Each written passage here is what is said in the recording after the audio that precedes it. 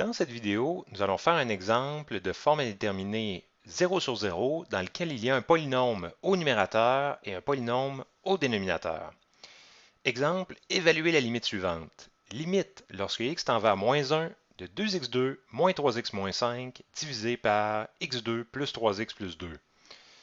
Nous allons tout d'abord vérifier la présence de la forme indéterminée 0 sur 0. Pour ce faire, il faut remplacer tous les x dans l'expression au numérateur et tous les x dans l'expression au dénominateur par moins 1. Ainsi, nous allons obtenir au numérateur 2 plus 3 moins 5 et nous allons obtenir au dénominateur 1 moins 3 plus 2. Ce qui nous fait bien une forme 0 sur 0, qui est la forme indéterminée recherchée. Dans cette situation, comme nous avons des polynômes, nous allons utiliser la technique de factoriser et simplifier au numérateur et au dénominateur. Nous allons donc factoriser en premier le numérateur. Nous allons obtenir que 2x2 moins 3x moins 5 est égal à x plus 1 multiplié par 2x moins 5. Nous allons factoriser le dénominateur et nous allons obtenir que x2 plus 3x plus 2 est égal à x plus 1 multiplié par x plus 2.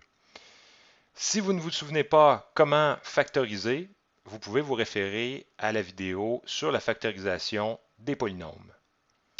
Nous allons maintenant remplacer ces expressions dans la limite de départ et nous obtenons la limite lorsque x tend vers moins 1 de x plus 1 multiplié par 2x moins 5, qui est le numérateur factorisé, x plus 1 fois x plus 2, qui est le dénominateur factorisé.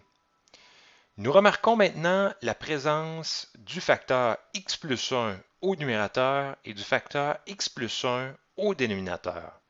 C'est le facteur qui posait problème, puisque lorsqu'on remplace moins 1 dans ce facteur, nous obtenons moins 1 plus 1, ce qui fait 0 au numérateur, et nous obtenons moins 1 plus 1, ce qui fait 0 au dénominateur.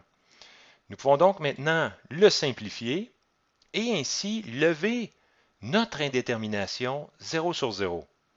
Nous allons donc obtenir la limite maintenant lorsque x tend vers moins 1 de 2x moins 5 sur x plus 2, qui ne comportera plus de forme indéterminée 0 sur 0.